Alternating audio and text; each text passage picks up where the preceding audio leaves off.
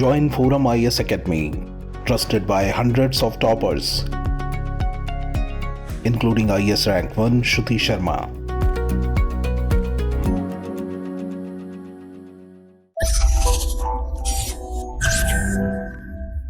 Hello everyone, welcome back to forum IAS YouTube channel. आज 22 मार्च है और 22 मार्च को द हिंदू से मैंने 3 टॉपिक्स लिए हैं एनालिसिस करने के लिए। जो पहला टॉपिक है वो है ग्लोबल सिक्योरिटी इनिशिएटिव। ये एक कॉन्सेप्ट पेपर है, चाइना ने इंट्रोड्यूस किया है। इसमें हम देखेंगे कि जो प्रिंसिपल्स प्रपोज किए गए हैं उस पर चाइना के खुद के कंडक्ट्स कैसे हैं, ठीक है, उसकी हम एनालिसिस करेंगे। और अगर चाइना के कंडक्ट्स पुअर हैं तो फिर ऑब्जेक्टिव क्या है इस पेपर का। फाइन।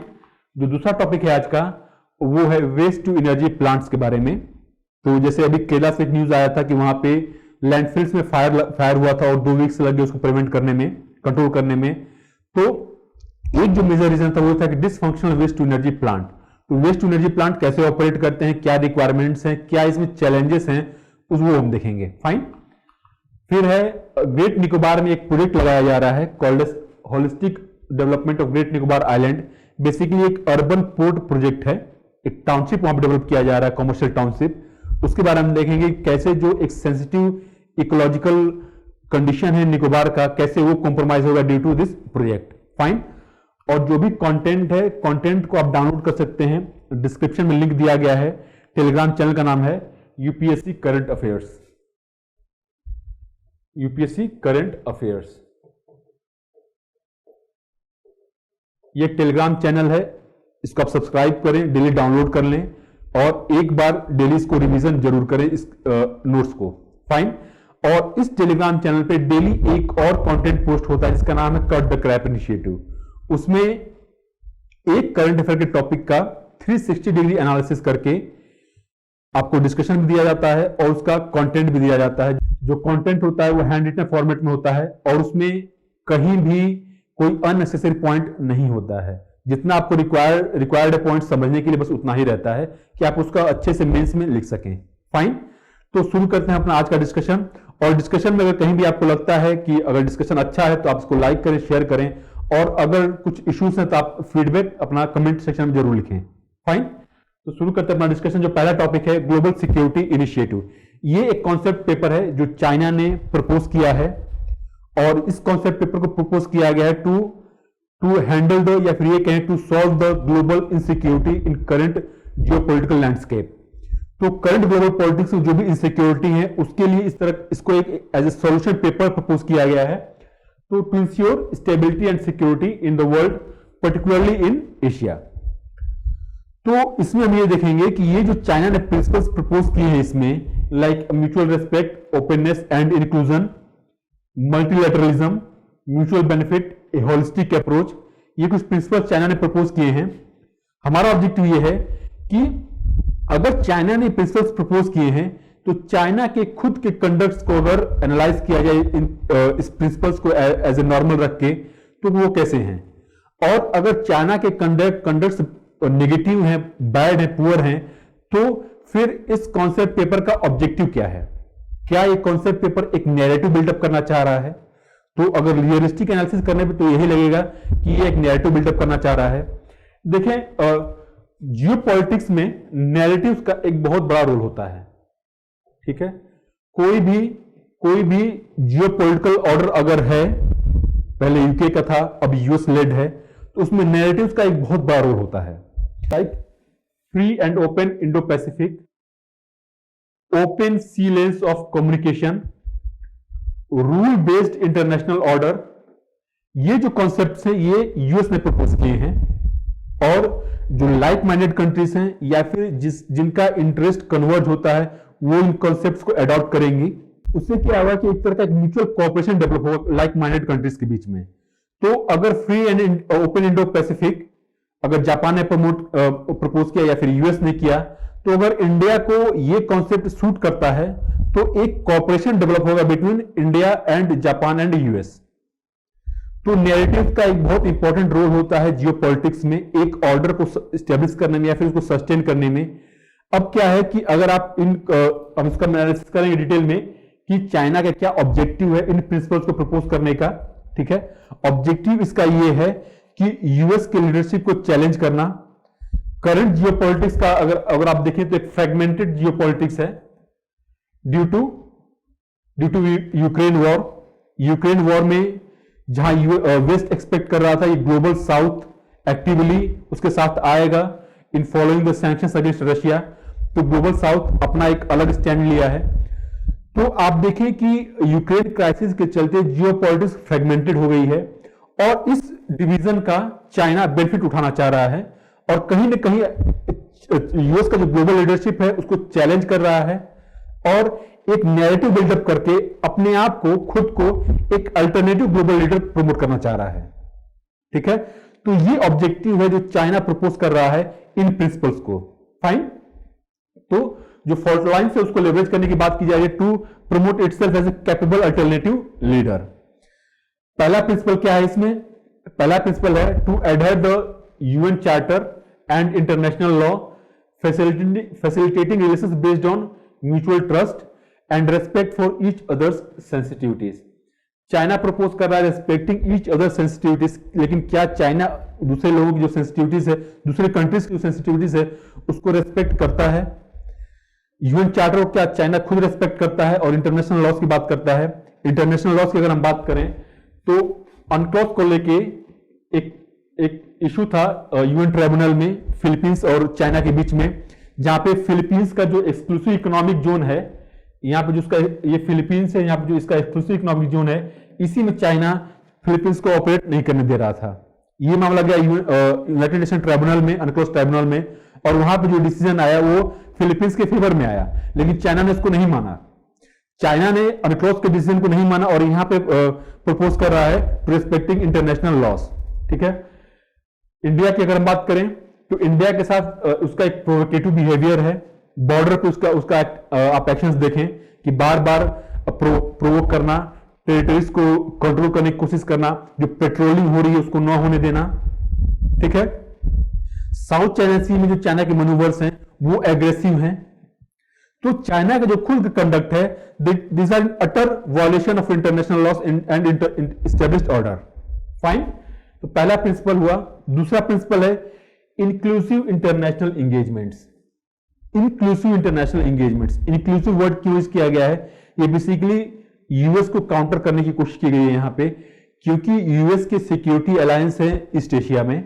आप देखें कि जापान के साथ, साउथ कोरिया के साथ, यहां पे ऑस्ट्रेलिया है उसके साथ, तो कई सारे कंट्रीज के साथ, फिलीपींस के साथ भी इनफैक्ट, तो कई सारे कंट्रीज का यहां पे सिक्योरिटी कॉपरेशन है यूएस का, बायलैटरल सिक्योरिटी अंडरस्टैंडिंग है उनका। चाइना भी यहां पे क्या कह रहा है? Inclusive international engagement.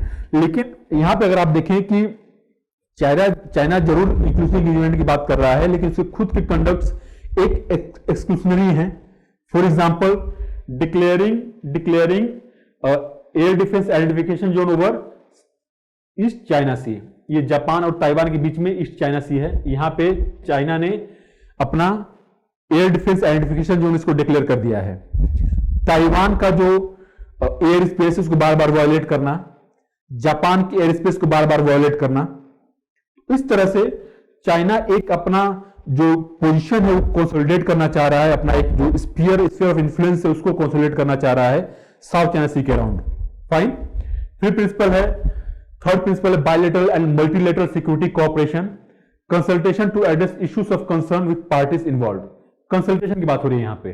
ठीक है, तो आप देखें कि चाइना कह रहा है कि जहां पे कोई कंसर्न है वहां पे कंसल्टेशन हो, लेकिन चाइना जब भी कंसल्ट करता है तो it keeps in mind the status and military power of that country. तो चाइना के दिमाग में हमेशा एक एसिमेट्रिक पावर रिलेशन रहता है कि कौन सी कंट्री कितना पावर है, कितना नहीं है। फॉर एग्जाम्पल अगर कंसल्टेशन की बात कर रहा है तो साउथ चाइना सी में जब से चाइना का एग्रेसिव बिहेवियर उभर के सामने आया है पिछले लगभग 10-15 सालों में, तो जो आसियान मेंबर्स हैं उन्होंने प्रपोज किया है code of conduct South China sea में, code of conduct in the South China sea. तो जो भी कंट्रीज हैं जो साउथ चाइना सी में से क्रॉस कर रही है या फिर जो लिटोरल स्टेट्स हैं इंक्लूडिंग चाइना, सभी को कंडक्ट फॉलो करना पड़ेगा।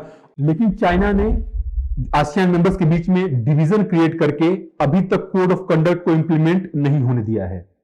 तो कुछ उसकी फेवरेबल कंट्रीज हैं लाइक लाओस एंड कंबोडिया, उनको पॉप अप करके चाइना ने अभी तक कोड ऑफ कंडक्ट को लागू नहीं होने दिया है। ये पहली बात। दूसरी बात यह है कि China engages itself in what is called as grey zone tactics. Grey zone tactics एक टर्म इजाद किया गया है in context of China's behaviour. तो ग्रे जोन टैक्टिक्स क्या होते हैं कि जिस तरह से चाइना अपने आसपास की कंट्रीज के साथ एंगेज करता है, तो देखिए कोई भी इंगेजमेंट होता है इंटरनेशनल रिलेशंस में तो दो लेवल पे होता है। Either countries are engaged in diplomatic relation और countries are at war with each other, ठीक है। लेकिन चाइना के कुछ कंडक्ट्स ऐसे होते हैं कि वो डिप्लोमेटिक नहीं होते हैं, they are violative of all the diplomatic principles but they are short of war. तो चाइना कुछ काम ऐसे करेगा कि कोई कंट्री उस पर वॉर पे नहीं जाएगी, बल्कि they are short of war but also they are not as per diplomatic engagements. For example salami slicing.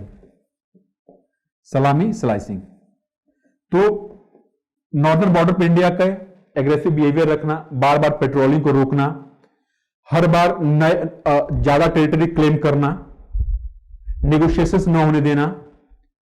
तो ये इसका ऑब्जेक्टिव ये है कि अगर लेट से कि फ्यू 100 मीटर टेरिटरी के लिए कोई कंट्री वॉर पे नहीं जाए, कोई अगर 100 स्क्वायर मीटर टेरिटरी अगर चाइना कैप्चर करे तो इंडिया वॉर पे नहीं जाएगा उसके लिए। लेकिन ऐसा बार बार होगा तो एक बड़ा टेरिटरी चाइना किससे चला जाएगा। तो सलामी स्लाइसिंग हुआ, या फिर जो साउथ चाइना सी में वियतनाम के या फिर फिलीपींस के जो वेसल्स हैं, मिलिट्री वेसल्स हैं, उनको बार बार परेशान करना यूजिंग फिशिंग वेसल्स। तो कहने का मतलब यहां पे यह है कि China engages itself in what is called as grey zone tactics. Fourth principle है पॉजिटिव सम कोऑपरेशन। चाइना यह कह रहा है कि कोऑपरेशन ऐसा हो कि दोनों कंट्रीज को, दोनों पार्टीज को म्यूचुअल बेनिफिट हो।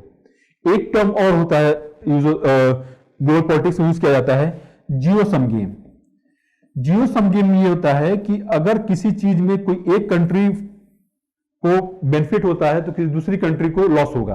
अगर सिक्योरिटी सिचुएशन है तो किसी एक सिक्योरिटी, कोई कंट्री अपनी सिक्योरिटी बढ़ा रही है तो किसी कंट्री की सिक्योरिटी जो है थ्रेटेंड हो रही है। तो उसके अगेंस्ट दिया है चाइना ने कॉन्सेप्ट पॉजिटिव सम कोऑपरेशन, कि दोनों कंट्रीज का, दोनों पार्टीज को म्यूचुअल बेनिफिट हो। लेकिन अगर चाइना के खुद के प्रोजेक्ट देखें, BRI belt and road initiative, तो belt and road initiative is in complete disregard of international macro economic stability. China जानबूझ के ऐसे प्रोजेक्ट्स लेता है जो कि कॉमर्शियली वायबल ना हो। जो फाइनेंस आता है चाइना से वो सॉवरेन डेट होता है, कॉमर्शियल डेट नहीं होता है कि कोई प्राइवेट एंटिटी फाइनेंस कर रही है just like FDI in India, और अगर प्रॉफिट हो लॉस हो तो उसकी रिस्पॉन्सिबिलिटी है। लेकिन अगर चाइना BRI के अंडर में फाइनेंस कर रहा है प्रोजेक्ट्स को तो सॉवरेन लोन होता है।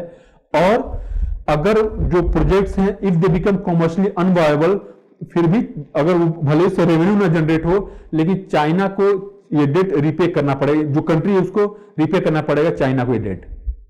तो चाइना जानबूझ के एक तरह का डेट ट्रैप सिचुएशन क्रिएट करता है, ठीक है।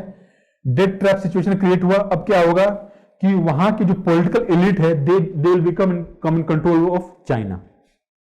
फाइन। तो जो चाइना की खुद के प्रिंसिपल है और चाइना एक कंडक्ट है ऑलमोस्ट 180 डिग्री पे है। फाइन। जो फिफ्थ प्रिंसिपल है वो है holistic approach towards traditional and non traditional security threats. यहां पे होलिस्टिक अप्रोच कह रहा है चाइना टुवर्ड्स सिक्योरिटी थ्रेट्स। अगर हम सिक्योरिटी थ्रेट की बात करें तो चाइना के एक aggressive behaviour towards both India and US, या फिर जापान की बात करें, इंडिया एक राइजिंग पावर है, US एक स्टेब्लिश्ड पावर है। दोनों का ऑब्जेक्टिव ये है कि जो स्टेब्लिश्ड इंटरनेशनल ऑर्डर है उसको प्रिजर्व किया जाए। लेकिन चाइना का ऑब्जेक्टिव ये है कि जो स्टेब्लिश्ड इंटरनेशनल ऑर्डर है उसको चेंज करके एक साइनोसेंट्रिक वर्ल्ड क्रिएट किया जाए, ठीक है। तो China has become a catalyst of insecurity in the region rather a region for security, ठीक है। आप देखिए कि जिस तरह से म्यांमार में ही जो अगर नॉन ट्रेडिशनल सिक्योरिटी थ्रेट की बात करें तो म्यांमार में चाइना जानबूझ के टेरर ग्रुप्स को प्रमोट करता है। कोविड पैंडेमिक का जो ऑरिजिन था उसको इन्वेस्टिगेट नहीं होने दे रहा है। कोविड पैंडेमिक क्या उसमें चाइनीज स्टेट का रोल था या फिर वो एक्सीडेंटली रिलीज हुआ था इन्वायरमेंट में, तो यहां पे चाइना कोऑपरेट नहीं कर रहा है। तो कहने का मतलब यहां पे ये है कि चाइना जो प्रीच कर रहा है वो फॉलो नहीं कर रहा है। तो चाइना के जो प्रिंसिपल्स हैं जो उसने प्रपोज किया है ग्लोबल सिक्योरिटी इनिशिएटिव में, वो कहीं ना कहीं एक नैरेटिव बिल्डअप करने की कोशिश कर रहे हैं, न कि they are real sustainable and transparent solution to global insecurity. So instead of being solution to global insecurity, it is an effort to build narrative against US to challenge the leadership of US। और US के जो narratives हैं, जो global order है उसके पीछे narratives हैं, narratives के पीछे प्रिंसिपल्स हैं। तो प्रिंसिपल चेंज करने की कोशिश कर रहा है चाइना कि जो अगला जो ग्लोबल ऑर्डर है उसको साइनोसेंट्रिक बनाया जा सके। ठीक है, चाइनीज कंसर्न्स को ध्यान में रख के ग्लोबल ऑर्डर को रिफॉर्म किया जा सके।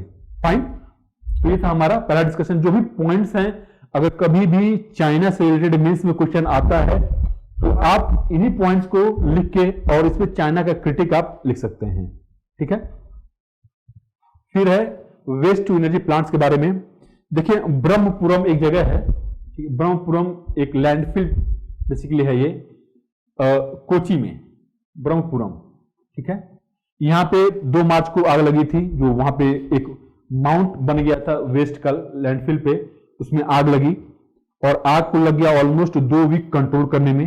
तो आपको बता दें कि कहीं भी लैंडफिल होता है तो वहां पे जो डिकम्पोजिशन होता है, डिकम्पोजिशन एनारोबिक कंडीशन में होता है। एनारोबिक कंडीशन में डिकम्पोजिशन होगा तो मीथेन जनरेट होगा। मीथेन एक फ्लेमेबल गैस होता है, उसकी वजह से आग लग सकता है, या फिर ह्यूमन नेगलेक्ट के चलते आग लग सकता है, लाइक कोई सिगरेट पी के फेंक दिया। ठीक है, तो यहां पे आग लगा और 2 वीक लगा इसको कंट्रोल करने में। जो आसपास के लोग हैं उनको रेस्पिरेटरी प्रॉब्लम्स देखने को मिली यहाँ पे। ऐसे ही अगर आप देखें, गाजीपुर रीजन है दिल्ली के बॉर्डर पे, वहां भी जितना भी दिल्ली का वेस्ट है वो जाके वहां पे डंप किया जाता है। वहां भी कई बार एक्सीडेंट्स देखने को मिलते हैं, आग लग जाती है वहां पर भी। तो जो कोची में इंसिडेंट हुआ उसका एक रीजन ये भी था कि dysfunctional waste to energy plant. ठीक है, वहां पे वेस्ट टू एनर्जी प्लांट था बट इट वॉज डिसफंक्शनल। और एक और न्यूज ये आया कि काजीकोड में वेस्ट टू एनर्जी प्लांट लगने जा रहा है। ठीक है, तो केरला के काजीकोड में वेस्ट टू एनर्जी प्लांट लगेगा। तो ऐसे देखें आप, तो इंडिया में लगभग 100 waste to energy plant already लग चुके हैं, बट उसमें से कुछ ही ऐसे हैं जो कि ऑपरेशनल हैं। तो प्लांट्स तो 100 हैं बट ऑपरेशनल उसमें से बहुत कम है। उसका कुछ चैलेंज है कि कैसे वेस्ट टू एनर्जी प्लांट को ऑपरेट करना होता है, क्या उसके रिक्वायरमेंट्स होते हैं और क्या उसके चैलेंजेस को ऑपरेट करने में। तो देखें, वेस्ट टू एनर्जी प्लांट क्या करता है कि जितना भी वेस्ट होता है, आप उसको पहले ये समझें कि जितना वेस्ट होता है उसमें बेसिकली 3 तरह का वेस्ट होता है। एक होता है बायोडिग्रेडेबल ऑर्गेनिक वेस्ट, एक होता है नॉन डिग्रेडेबल ड्राई वेस्ट। ठीक है, फिर होता है सिल्ट, सैंड, ये सब भी होता है उसमें। तो जो नॉन डिग्रेडेबल ड्राई वेस्ट होता है ये जाता है वेस्ट टू एनर्जी प्लांट में as a input to generate electricity. इसका कंबशन होता है, कंबशन होगा तो हीट जनरेट होगा और हीट जनरेट होगा तो उससे इलेक्ट्रिसिटी प्रोड्यूस किया जाएगा। ठीक है, तो इसके लिए क्या होना चाहिए कि देखिए, जो भी ये वेस्ट होता है, लोग जब घर से म्युनिसिपैलिटी को वेस्ट अपना देते हैं तो ये तीनों कंबाइंड फॉर्म में होता है। होना क्या चाहिए कि अगर वेस्ट टू एनर्जी प्लांट में इस वेस्ट को जाना है तो सोर्स पे सेग्रीगेशन होना चाहिए कि सिर्फ जो नॉन डिग्रेडेबल ड्राई वेस्ट है वही जाए उसमें, और उसमें से भी कुछ ऐसी चीजें होती है जिसको हटाना जरूरी होता है अगर प्लांट में जाना है तो। ठीक है, तो सेग्रीगेशन सोर्स पे बहुत जरूरी है अगर वेस्ट टू एनर्जी प्लांट को ऑपरेट करना है तो। सेग्रीगेशन क्यों जरूरी है ये भी आपको समझाऊंगा। तो वेस्ट टू एनर्जी प्लांट अगर कहीं भी लगता है तो जो स्टेट का पावर जनरेटिंग कैपेसिटी है वो बढ़ जाता है, जो आसपास का टाउन है उसको इलेक्ट्रिसिटी सप्लाई कर सकता है वो प्लांट। फिर जो सॉलिड वेस्ट मैनेजमेंट है, जो चैलेंज है उसमें वेस्ट को हैंडल करने का, उसका भी सॉल्यूशन है क्योंकि उसको कन्वर्ट कर देगा इलेक्ट्रिसिटी में। तो जो नॉन डिग्रेडेबल ड्राई वेस्ट है जो जाता है वेस्ट टू एनर्जी प्लांट्स में, ऑलमोस्ट 30% होता है इंटायर वेस्ट का। जो बायोडिग्रेडेबल ऑर्गेनिक वेस्ट होता है वो ऑलमोस्ट 55 to 60% होता है, तो उसको कंपोस्ट किया जा सकता है, उसका मैन्योर बनाया जा सकता है। ठीक है, तो हमें यहां पे क्या चाहिए, नॉन डिग्रेडेबल ड्राई वेस्ट। तो कहने का मतलब ये था कि अगर प्लांट लगाए तो सॉलिड वेस्ट मैनेजमेंट को अच्छी तरीके से हैंडल किया जा सकता है। अब देखें कि बार बार क्यों ऐसा है कि इंडिया में 100 वेस्ट एनर्जी प्लांट्स हैं लेकिन उसमें से handful of them are only operational. पहला रीजन ये है कि low calorific value of solid waste. Low calorific value, अगर non recyclable dry waste energy plant में जा रहा है तो इस यहां पे कंबस्टन होता है, ठीक है। कंबस्टन में से उसके बाद जो हीट जनरेट होगा उससे इलेक्ट्रिसिटी प्रोड्यूस होगा, लेकिन जब कंबस्ट होगा तो कितना हीट जनरेट होगा, it depends on the calorific value of the waste, ठीक है। तो अब इसमें प्रॉब्लम क्या है कि जो वेस्ट है, जो वेस्ट का मिक्स है जो कि सेग्रीगेटेड नहीं है, उसका जो कैलोरीफिक वैल्यू होता है वो 1500 किलो कैलोरी पर केजी ऑफ वेस्ट होता है। अगर हम कंपेयर करें जैसे कि थर्मल पावर प्लांट है जहां पे कोल का यूज होता है, तो कोल का जो कैलोरीफिक वैल्यू होता है वो 8000 किलो कैलोरी पर केजी ऑफ कोल होता है। लेकिन जो वेस्ट एनर्जी प्लांट है, वेस्ट एनर्जी प्लांट में अगर जो वेस्ट का मिक्स है अगर उसको डाला जाएगा तो वो ऑपरेट नहीं कर पाएगा, वो इलेक्ट्रिसिटी जनरेट नहीं कर पाएगा और डिसफंक्शन हो जाएगा। तो होना क्या चाहिए, सेग्रीगेशन होना चाहिए। तो जब सेग्रीगेट करके नॉन रिसाइकलेबल ड्राई वेस्ट अलग कर दिया जाएगा, सिर्फ उसको यूज किया जाएगा, उसका जो कैलोरीफिक वैल्यू होता है वो 2800 टू 300 किलो कैलोरी पर केजी हो जाता है। फिर क्या हो सकता है कि जो वेस्ट एनर्जी प्लांट है वो इतने कैलोरीफिक वैल्यू के वेस्ट से ऑपरेट कर सकता है, इलेक्ट्रिसिटी प्रोड्यूस कर सकता है। मेन चैलेंज है लो कैलोरीफिक वैल्यू ऑफ वेस्ट। अगर कैलोरीफिक वैल्यू ऑफ वेस्ट को बढ़ाना है तो सोर्स पे ही सेग्रीगेशन करना पड़ेगा, ठीक है, पहली बात। दूसरी बात यह है कि जो कॉस्ट ऑफ प्रोडक्शन है एनर्जी का, यहाँ पे इलेक्ट्रिसिटी का प्रोडक्शन का कॉस्ट है वो ज्यादा है।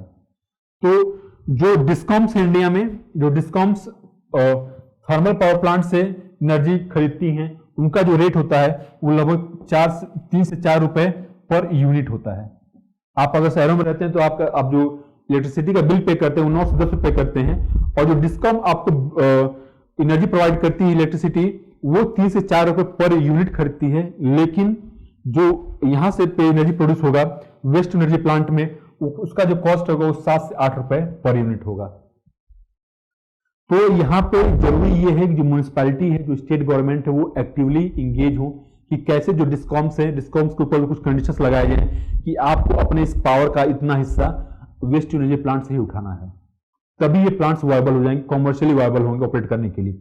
अदरवाइज 7 से 8 रुपए अगर यूनिट बिल, अगर कोई डिस्कॉम उठा रहा है इतने यूनिट पे इलेक्ट्रिसिटी यहां से, तो जब कस्टमर को देगा तो वो प्रॉफिटेबल नहीं रहेगा उसके लिए, ठीक है। फिर है इम्प्रॉपर असेसमेंट, हाई एक्सपेक्टेशंस। तो जो फिजिबिलिटी स्टडी वगैरह की जाती है वहां पे भी इशू हो जाता है कि कितना कैपेसिटी है उस म्युनिसिपैलिटी का वेस्ट जनरेट करने का, क्योंकि 1 मेगावाट एनर्जी जनरेट करने के लिए जो वेस्ट एनर्जी प्लांट है उसको चाहिए 50 tons of non recyclable dry waste चाहिए, ठीक है। तो एटलीस्ट 150 टन हो नॉन रिसाइकलेबल ड्राई वेस्ट, तभी जाके कोई प्लांट ऑपरेट कर पाएगा। जो जनरली प्लांट्स होते हैं वो 3 मेगावाट कैपेसिटी के होते हैं, ठीक है। तो जो फिजिबिलिटी है, प्लांट लगाना है तो कितनी कैपेसिटी है वेस्ट जनरेट करने की म्युनिसिपैलिटी की, उसमें से कितना जो रिक्वायर्ड वेस्ट है वो प्लांट में जा सकता है, सब असेसमेंट करना पहले से जरूरी है। फिर आता है कि how the plant tackle challenges. तो पहला सोल्यूशन उसका ये है कि करेक्ट असेसमेंट हो। अगर 50 टन पर डे जो वेस्ट है, जो नॉन रिसाइकलेबल ड्राई वेस्ट है, वो चाहिए किसी प्लांट के लिए, उतनी कैपेसिटी उस म्युनिसिपैलिटी को जनरेट करने का। फॉर एग्जांपल जो काजीकोड में प्लांट लगाया जा रहा है उसकी कैपेसिटी है 6 मेगावाट, लेकिन काजीकोड का जो non recyclable dry waste generate करने की कैपेसिटी है वो सिर्फ 150 टीपीडी है, टन पर डे है, ठीक है। तो कितना कैपेसिटी है प्लांट कितनी कैपेसिटी का है, कितना वेस्ट जनरेट हो रहा है, ये बहुत इंपॉर्टेंट हो जाता है।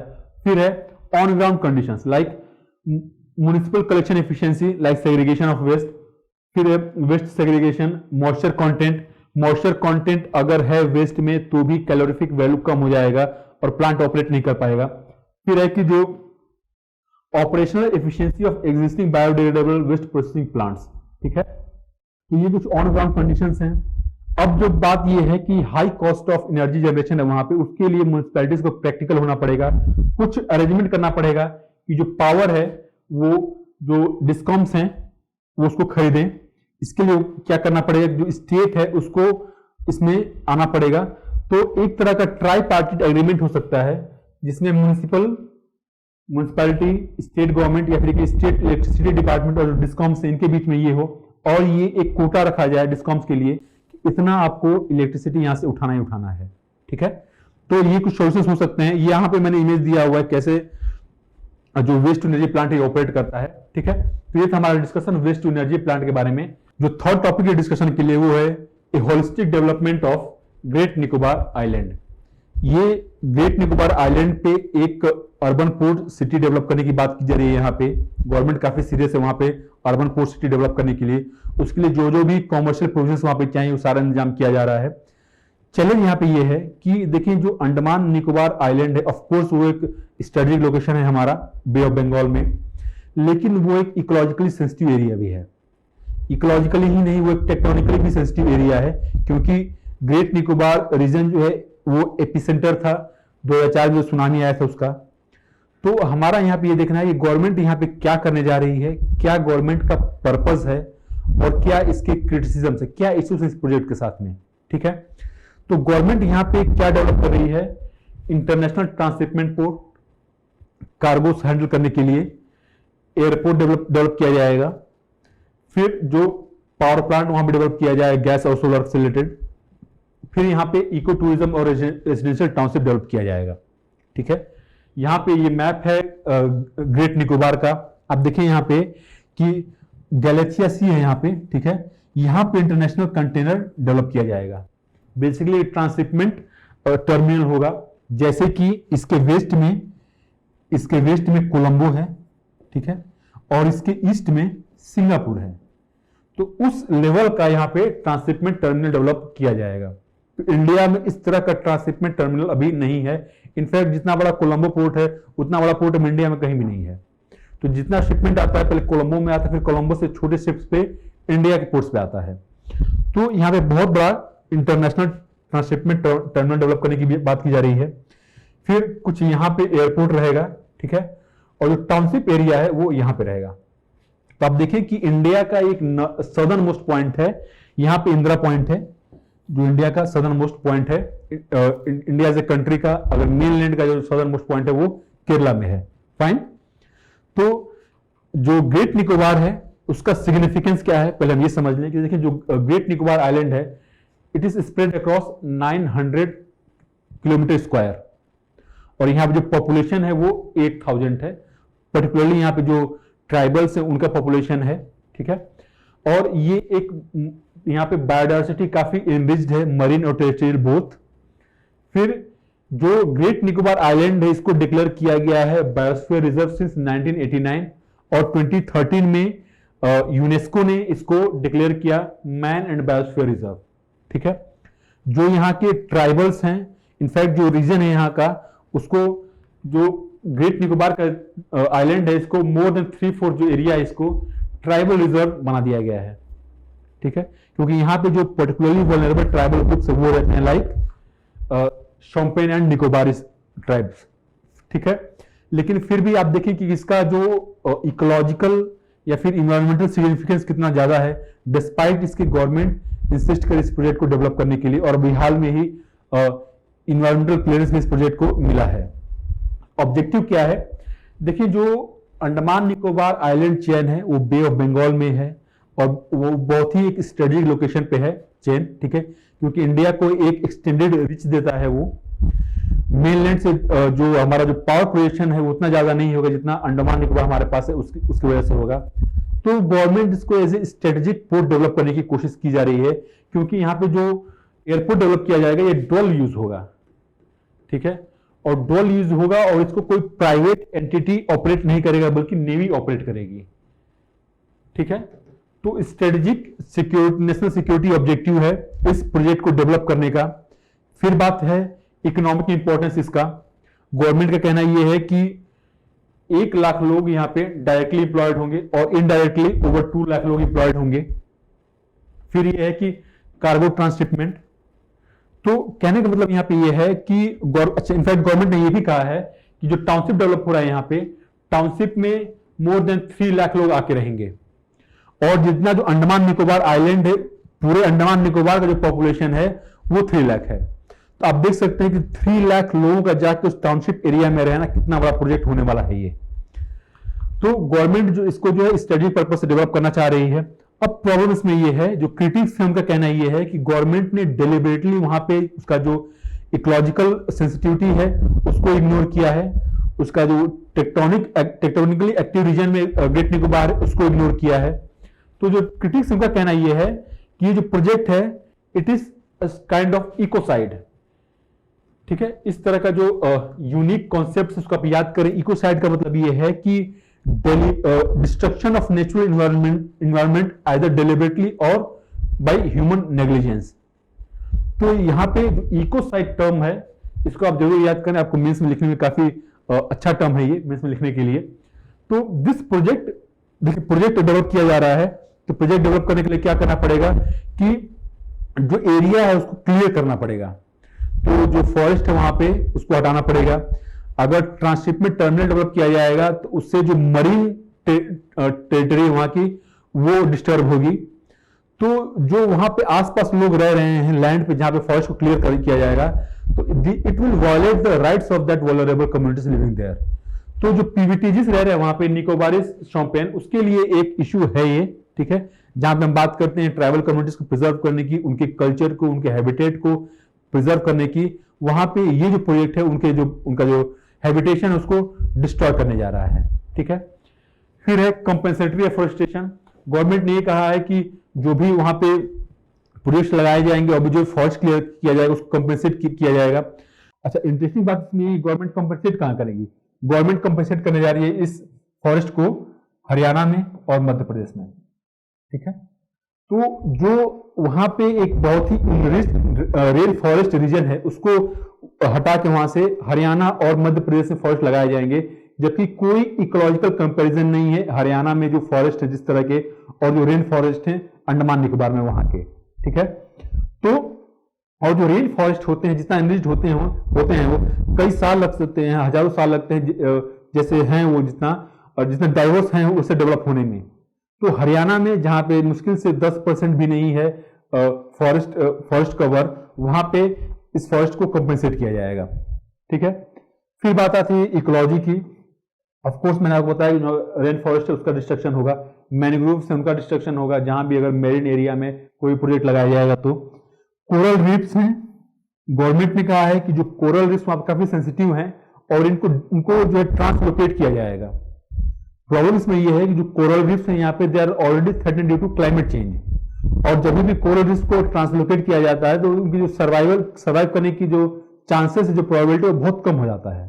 ठीक है, फिर जो लेदर बैक टर्टल्स हैं इनका एक ये ब्रीडिंग ग्राउंड है, ग्रेट निकोबार आइलैंड का जो रीजन है आसपास का वो एक ब्रीडिंग ग्राउंड है लेदर बैक टर्टल्स के लिए। तो इनका जो हैबिटेट है वो भी डिस्ट्रॉय होगा इस प्रोजेक्ट के चलते। फिर हम बात करें जो सबसे इंपॉर्टेंट पॉइंट है इसमें आफ्टर इकोलॉजी, वो है टेक्टोनिक इंस्टेबिलिटी का। जो ग्रेट निकोबार का आइलैंड है it is on the border of ring of fire, जो Pacific ocean ring of fire उसके बॉर्डर पे है। 2004 में जो टेक्टोनिक एक्टिविटी हुई थी, जो अर्थक्वेक आया था, सुनामी आया था, उसका ही एपिसेंटर था ये रीजन। तो आपको बता दें जो ग्रेट निकोबार आइलैंड है, जो उसका कोस्ट है, वो अनस्टेबल है अपने आप में। वो कई बार राइज करता है, कई बार सिंक करता है, मतलब कि ओवर फ्यू डिकेड्स ऐसा होता है। तो जो 2004 में सुनामी आया था, 2004 में सुनामी से पहले जो कोस्ट है उसका, उस आइलैंड का जो कोस्ट है वो ऊपर चला गया था, वो राइज हुआ था। जब सुनामी आया तो लगभग वहां का जो चेंजेस हुआ था वो 10 से 20 मीटर जो उसमें वर्टिकल शिफ्ट हुआ था। लेकिन जो करंट सैटेलाइट इमेजेस आई हैं उसका असेसमेंट अगर किया जाए तो ये पता चलता है कि जो कोस्ट है ग्रेट निकोबार का दोबारा वो राइज हो रहा है। तो अगेन 10 से 20 मीटर या फिर उससे ज्यादा वो अगेन राइज कर सकता है, क्योंकि वो टेक्निकली अनस्टेबल रीजन है। ठीक है, और दोबारा वहां पे अर्थक्वेक कभी भी आ सकता है, कभी भी सुनामी वहां पे आ सकती है। Despite that government is developing that project. तो कहने का मतलब यह है कि जो टेक्टोनिक इंस्टेबिलिटी है वहां का, वो एक बहुत बड़ा खतरा है वहां पे, अगर कोई भी टाउनशिप है या फिर कोई भी वहां प्रोजेक्ट लगाया जा रहा है उसके लिए। ठीक है, तो ये एक फोर्थ इशू था। फिर है कि गवर्नमेंट का जो ऑब्जेक्टिव है ग्रीन डेवलपमेंट मॉडल, अपने ही ऑब्जेक्टिव को, अपने ही प्रिंसिपल गवर्नमेंट कॉम्प्रोमाइज कर रही है। बजट में बात की गई है ग्रीन ग्रोथ की। ठीक है, ग्रीन ग्रोथ की, कि हमारा जो इकोनॉमिक ग्रोथ हो वो ग्रीन इन्वायरमेंट को कंप्रोमाइज ना करे, ठीक है। लेकिन इस तरह के प्रोजेक्ट्स जो है इकोलॉजिकली सेंसिटिव एरियाज में लगाने के चलते जो वहां का एरिया है, जो इकोलॉजी है वहां की कंप्लीटली या फिर परमानेंटली डिस्ट्रॉय हो जाएगी, और जो रेन फॉरेस्ट है वहां का उसको कहीं भी और कंपेंसेट नहीं किया सकता। इनफैक्ट इंडिया का जो मेनलैंड है, नॉर्थ ईस्ट को छोड़ दें, और कहीं उसको कंपेंसेट नहीं किया सकता है, ठीक है। तो ये था हमारा discussion holistic development of great Nicobar island से रिलेटेड, और यहां पर हमारा डिस्कशन खत्म होता है। Thank you very much.